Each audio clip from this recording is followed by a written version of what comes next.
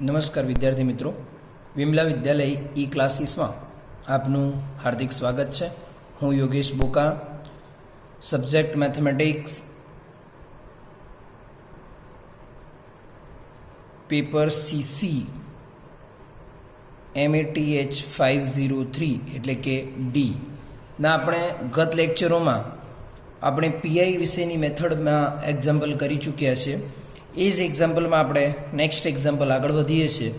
શું છે એક્ઝામ્પલ? તો કે d² + 4d + 4y = 2 sin hyperbolic 2x. 2 sin hyperbolic 2x. Okay, તો આ જે છે એક્ઝામ્પલમાં આપણે શું કરવાના છે? તો આ એક્ઝામ્પલ આપણે શું કહે છે? તો કે d² + 4d + 4y = 2 sin hyperbolic 2x. હવે આપણે કોઈ પણ એક્ઝામ્પલ કરીએ તો એક્ઝામ્પલનું જનરલ સોલ્યુશન મેળવવા માટે આપણે શું શોધવું પડે? પહેલા CF અને PI. તો 4CF એટલે કોમ્પ્લિમેન્ટરી ફંક્શન. કોમ્પ્લિમેન્ટરી ફંક્શન માટે શું હોય? તો કે the auxiliary equation is. Auxiliary equation આપણે આનું બનાવીએ છીએ. તો આનું ઓક્સિલરી ઇક્વેશન શું બનશે? m² + 4m + 4 = 0. અને આને આપણે જો શોર્ટ કરીએ તો શું લખાય? તો કે m + 2 હોલ સ્ક્વેર = 0. હવે અહીંયા શું લખાય? તો કે m = -2 ઓર m = -2. હવે તમને ખબર પડી હશે કે આ શું છે? તો કે ટ્વાઇસ છે. કયું આવ્યું? ટ્વાઇસ અને રિયલ નંબર એટલે કે d - m હોલ સ્ક્વેર = 0. અને આના માટેનું ફોર્મ્યુલા શું છે? તો કે y = emx c1x + c2. emx c1x + c2. તો આની અંદર આપણે CF ફાઇન્ડ કરીએ તો CF શું મળશે? emx એટલે કે -2x c1x + c2. ઓકે, તો આ તમારું CF કમ્પ્લીટ થઈ ગયું. હવે PI ની અંદર શું છે? તો કે આપણે એવું જાણીએ છીએ કે PI ની અંદર 1/d શું હોવું જોઈએ? 1/d એટલે કે ઇન્ટિગ્રેશન આપણું થવું જોઈએ. ડી ઓપરેટર ઇન્ટિગ્રલ ઓપરેટર છે. ઓકે, તો ફોર PI એટલે પર્ટિક્યુલર ઇન્ટિગ્રલ. પર્ટિક્યુલર ઇન્ટિગ્રલ માટે શું થાય? તો કે 1/d² + 4d + 4 1/d² + 4d + 4 2 sin hyperbolic 2x. 2 sin hyperbolic 2x એવું આપણે કહી શકીશું. ઓકે, હવે શું છે? તો કે = 1/d² + 4d છે. 1/d² + 4d + 4 છે.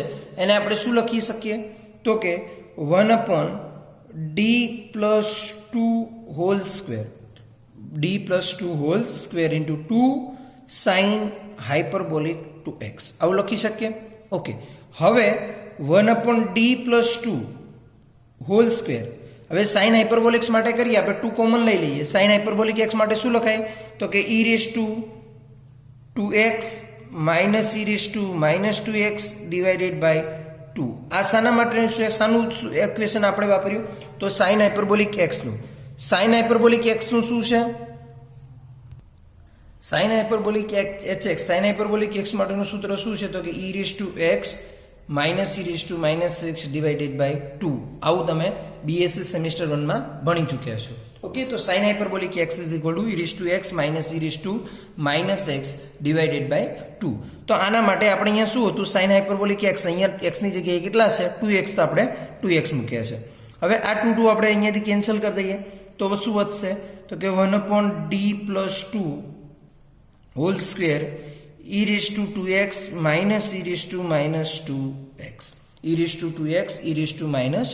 ઓકે, હવે શું કરીએ? તો આપણે બંનેને અલગ અલગ કરી દઈએ. તો કે d + 2 whole square e2x - 1/d + 2 whole square e -2x. આવું લખી શકીએ. ઓકે, હવે શું છે? તો જુઓ 1/fd e2x એટલે કે e(ax) 1/fd. હવે 2 અહીંયા હું મૂકું, બરાબર, તો 0 થતું નથી. એટલે કે આપણે કયા ફોર્મ્યુલાનો ઉપયોગ કરી શકીએ? તો 1/fd e raised to ax is equal to 1 upon fa e raised to ax if a is not equal to 0. આ ફોર્મ્યુલાનો આપણે ઉપયોગ કરી શકીએ. તો ફોર્મ્યુલાનો ઉપયોગ કરીએ તો અહીંયા 2 મૂકું તો શું થાય? 2 plus 2 4 સ્ક્વેર એટલે કે 1 upon 16 e raised to 2x. અહીંયા -2 મૂકું તો અહીંયા 0 થઈ જશે એટલે આપણે એનો ઉપયોગ કરી શકવાના નથી. એનો ઉપયોગ ન કરી શકીએ તો આપણે નોટમાં જોયું હતું કે નોટ આપણી શું હતી? મેં તમને લાસ્ટ લેક્ચરમાં તમને સમજાવ્યું છે કે નોટમાં શું હતું તો કે જો 1 upon d plus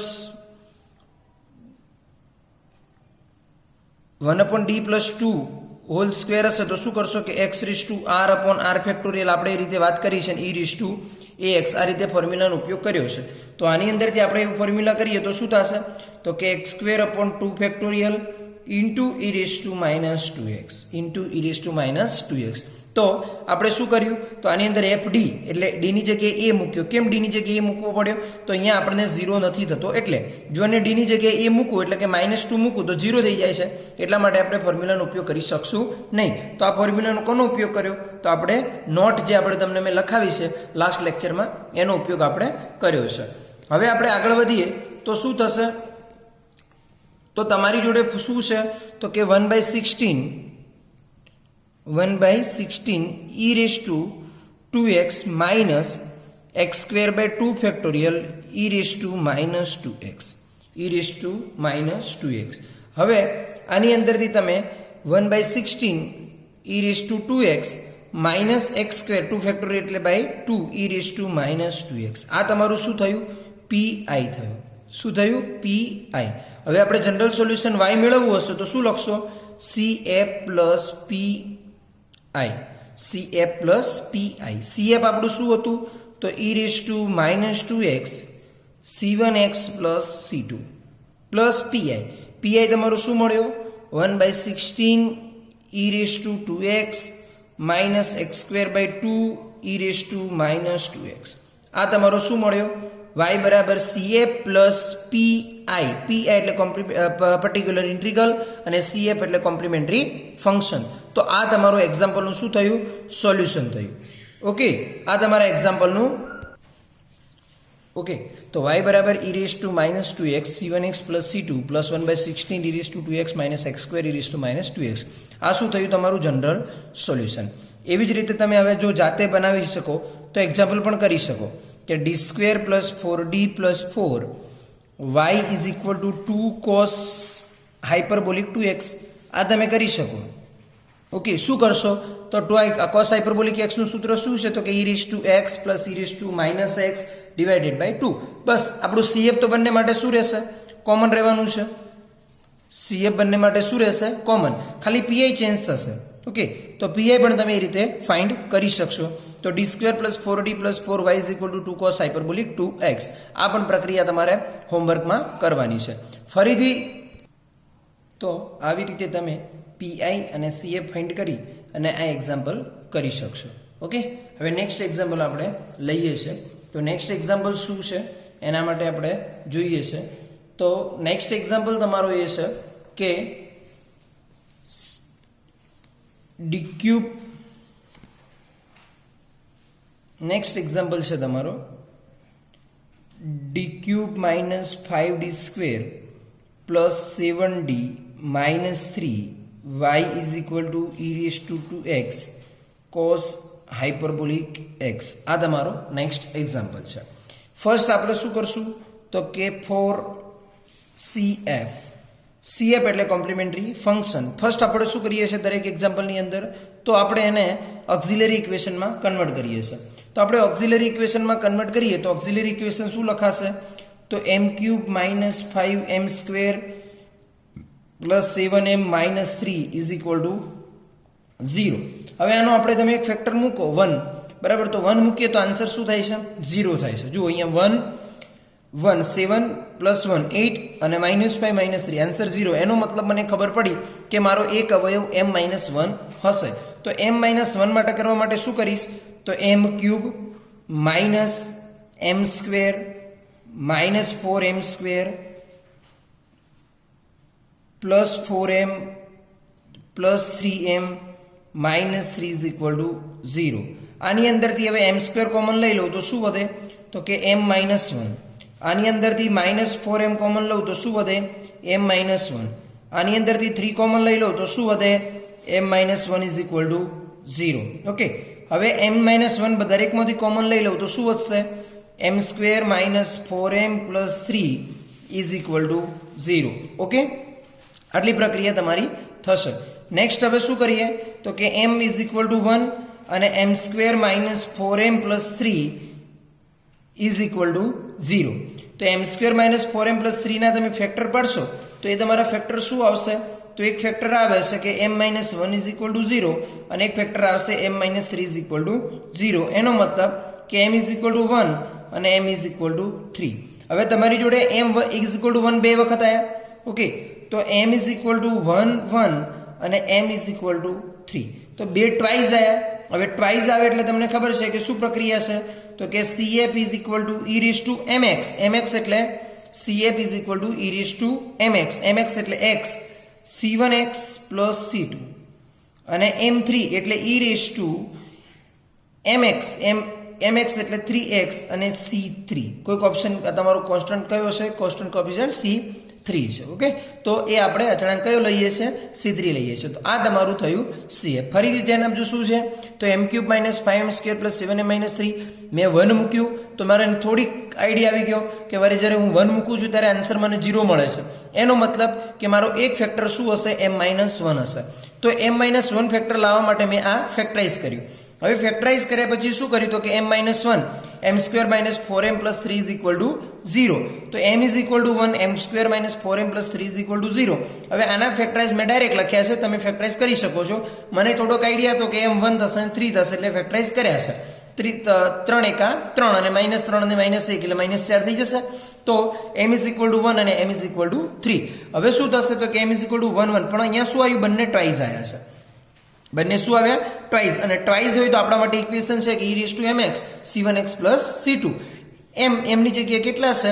1 છે. એટલા માટે આપણે આ પ્રક્રિયા કરીશું. ઓકે, નેક્સ્ટ હવે શું કરીશું? તો નેક્સ્ટ આપણે CF pi ફાઇન્ડ કરીએ છીએ. તો 4pi માટે શું થાય? 1/d થાય. 1/d એટલે શું થશે? તો કે d - 1² d - 3. આપણે જે આગળ ફેક્ટરાઇઝ પડે કે m-1 નો સ્ક્વેર અને m ઇઝ ઇક્વલ ટુ 3. એ ફેક્ટરાઇઝનો આપણે ઉપયોગ કરીએ છીએ. e2 cos hyperbolic x. e2 cos hyperbolic x. Okay, હવે 1/d - 1² છે અને બીજું શું છે? d - 3 છે. ઓકે, હવે આ e2x cos hyperbolic x નું સૂત્ર શું છે? તો કે e⁻x + e⁻x divided by 2. e⁻x + e⁻2x divided by 2. આ શાનું સૂત્ર છે? તો cos hyperbolic x નું. હવે શું કરીએ છીએ? તો 1/d - 3. ઓકે, 1/d - 1² લઈ લઈએ છીએ. બીજી વસ્તુ કે e2x e2x એટલે e3x થઈ જશે divided by 2 plus 1/d - 1² e2x - એટલે e2x e−x એટલે e⁻x ડિવાઇડેડ બાય 2. આટલું થશે. પડી ખબર? ફરીથી જોજો કે 1/d - 1² અંદર મલ્ટીપ્લાય કર્યો, e2x સાથે કર્યું તો e2x * ex એટલે e3x થશે divided by 2 plus e2x e−x એટલે e શું થઈ જશે? x થઈ જશે. Okay, divided by 2. હવે આપણે નોટ પ્રમાણે જઈએ તો નોટ પ્રમાણે શું લખી શકીએ? તો અલગ અલગ પ્રક્રિયા આપણે કરી શકીએ અંદર. તો શું પ્રક્રિયા કરશું? તો 1/d - 1² કરીએ પ્રક્રિયા આપણે. તો 1 - d - 1² e3x. હવે 3 મૂકો તો થતો નથી. તો શું કરશું? તો કે 1/d - 3 - 1 એટલે 2 નો વર્ગ શું થશે? 4 e3x ડિવાઇડેડ બાય 2. શું કર્યું? તો 1/fd વાળું સૂત્ર વાપર્યું. 1/fd e⁻x is equal to 1/fa e⁻x. અહીંયા fa is not equal to 0 થાય છે માટે આપણે વાપરી શકીએ. અહીંયા નહીં વાપરી શકીએ. કેમ? કે અહીંયા 0 થઈ જાય છે. તો અહીંયા શું કરશું? તો આપણી જોડે જે સૂત્ર છે, સૂત્ર શું છે? તો કે અહીંયા જુઓ, હવે તમે એ સૂત્રનો ઉપયોગ કરશો તો કે 1/x² by 2 factorial into e⁻x divided by 2. આપણે આનો ઉપયોગ કરી શકીએ. હા કે ના? કયા ઉપયોગ કરી શકશું? તો 1/d - n square e raise to x હોય તો આપણે આ પ્રક્રિયા ઉપયોગ કરી શકીએ છીએ. ઓકે, હવે 1/d/3 માઇનસ ને અંદર લઈ જઈએ તો 1/4 4 2 Jha 8 1/d-3 e raise to 3x plus અહીંયા 2 into 2 એટલે 4 થશે 1/d-3 x square into e raised to x square into e raised to x. Okay, હવે શું કરીએ તો તમે જો કિંમત મૂકી દો તો 1 - 8 હવે d-3 છે. Okay, d-3 e raised to 3x 1/d-3 e raised to 3x તો એનું શું થશે તો કે 1/e raised to 3x into x e raised to 3x into શું થશે x થશે માઇનસ. હવે આ માઇનસ ક્યાંથી આવે છે તો એ જોઈએ તો કે અહીંયા e raised to x લઈ લો તમે. ઓકે, અહીંયા શું કરશો તો કે e raised to x લઈ લેશો અને અહીંયા મૂકશો તો 1 - 3 એટલે કે -2 તો 1/8 એ પણ થશે. ઓકે, 1/8 થશે x square into e raised to x. Okay, હવે 1/8 કોમન લઈ લેશો તો 1/8 e raised to 3x into x minus 1/8 x square into e raised to x. તો આ પ્રક્રિયા તમે આ પ્રમાણે કરી શકશો. ફરીથી ધ્યાન આપજો પીઆઈ ની અંદર કે શું કરવાનું છે તો 1/d-1² d-3 e raised to 2x cos hyperbolic x. આપણે આને ફોર્મ્યુલા એપ્લાય કરી છે e raised to x plus e raised to -x divided by 2 ની કોની તો cos hyperbolic x ની 1/d-1² e raised to 3x by 2 plus 1/d-s² e raised to x by 2. આની અંદર આપણે શું કર્યું તો એપ્લાય કરી દીધું છે. હવે અહીંયા d-1 એટલે કે આપણે એની અંદર જો 3 મૂકીએ છે તો આપણને આન્સર શું મળે છે 0 નથી મળતો એટલા માટે 2² કરીએ તો 4 મળશે. આની અંદર 0 મળી જાય છે એટલે આપણા માટે આ ફોર્મ્યુલા વાપરવું પડશે. એ ફોર્મ્યુલા વાપર્યા પછી શું કર્યું તો કે d-3 e raised to 3x થશે. d-3 ને તમે અંદર લઈ જશો તો d-3 x² into e raised to x. હવે જો તમે આ ફોર્મ્યુલાને એપ્લાય કરીને આન્સર લાવશો તો તમારો આન્સર આટલો આવશે. એ કઈ રીતે આવશે તો તમે આને v કહી દો અને આને u કહી દો 1/d આલ્ફા કહી દેશો અને આને x કહીને પાછું પ્રક્રિયા કરશો e raised to x વાળી પ્રક્રિયા કરશો તો તમને આટલો આન્સર મળી જશે. ઓકે, તો 1/8 e raised to 3x x minus 1/8 x square into e raised to x. હવે આનો આન્સર એ લખીએ તો કે 1/8 e raised to 3x into x minus 1/2 x square e raised to x. આ તમારું શું થયું પીઆઈ. હવે તમારે શું લખવું પડે જનરલ સોલ્યુશન. જનરલ સોલ્યુશન શું થાય y is equal to CF plus PI. પણ CF શું હતું તો કે e raised to x c1x plus c2 plus e raised to 3x into c3 plus 1/8 e raised to 3x into x minus 1/8 x square into e raised to x. તો આ પ્રક્રિયા આપણે આ રીતે એક્ઝામ્પલ પૂર્ણ કરી શકીએ. તો આ હતા તમારા પીઆઈની સેકન્ડ મેથડના એક્ઝામ્પલ. એટલે તમારે આને બરાબર ધ્યાન રાખવાનું છે. અને હવે તમારે એક્ઝામ્પલ હોમવર્કમાં પણ એક આપવું છે. હોમવર્કનો એક્ઝામ્પલ તમારે કરવાનો છે. શું છે તો તમારું જે આ ઇક્વેશન છે d³ minus 5d² plus 7d minus 3 y is equal to e raised to 2x sin hyperbolic x. તમારે આ sin hyperbolic x માટેનું ઇક્વેશન તમારે આન્સર મેળવવાનો છે. ઓકે, તો આ હતા આપણા એક્ઝામ્પલ. હવે આપણે એક એક્ઝામ્પલ તમને આગળ મેં હોમવર્કમાં આપેલો છે એ કમ્પ્લીટ કરી રાખજો. હવે નેક્સ્ટ આપણે એક્ઝામમાં એટલે મેથડ આપણે એક્ઝામ્પલ મેથડ જોવાના છે કે મેથડ કઈ રીતે આગળ સોલ્યુશન થઈ શકે. આભાર.